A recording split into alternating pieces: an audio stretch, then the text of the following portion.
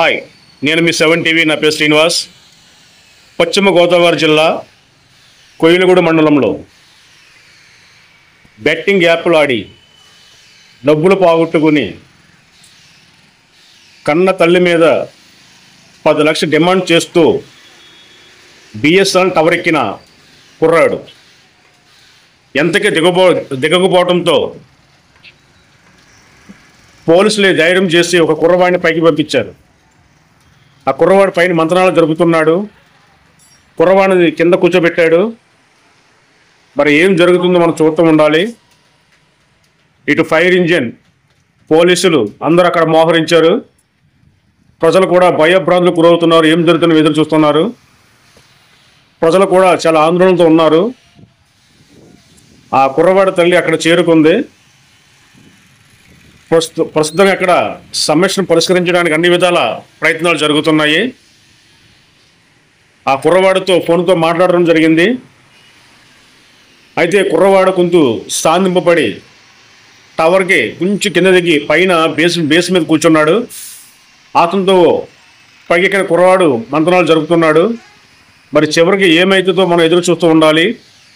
ఇది కోయిలగూడెం, పశ్చిమ గోదావరి జిల్లా కోయిలగూడెం మండలం బస్ స్టాండ్ సమీపంలో ఉన్న బిఎస్ఎన్ఎల్ టవర్ దగ్గర ఈ సంఘటన జరిగింది. ఇటు ట్రాఫిక్ జాము, ఇటు ప్రయాణికులకు, ఇటు ప్రజలకు చాలా ఇబ్బంది కలుగుతుంది. ఎందుకంటే అక్కడ ట్రాఫిక్ అంతా జామ్ అయిపోయింది. ఆ పక్కనే బస్ స్టాండ్ ఉంది. ప్రజలు కూడా చాలా ఆందోళనతో ఎదురు చూస్తున్నారు. మరి కుర్రాడు సాధింపబడి కిందకి దిగితే అందరూ సంతోషిస్తారు. ఆ కన్న తల్లి కూడా సంతోషిస్తుంది.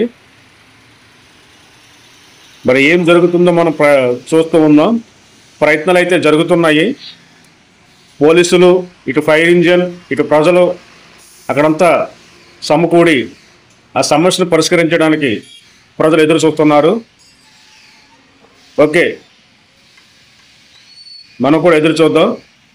చూడండి, అక్కడ టవర్కి ఎంత ధైర్యంతో కుర్రాడు పైకి ఎక్కాడో, ఎంత ధైర్యంతో కూర్చోండి. తెల్లారి గట్ల తెల్లవారుజామున 3 గంటలకు ఈ సంఘటన జరిగింది.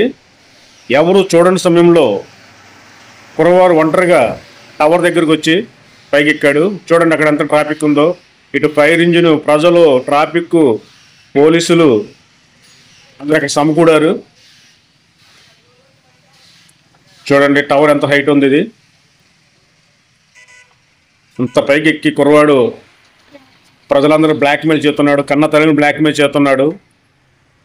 ఇప్పుడున్న జనరేషన్ ఏ విధంగా చెడిపోతుందో, కుర్రవాళ్ళు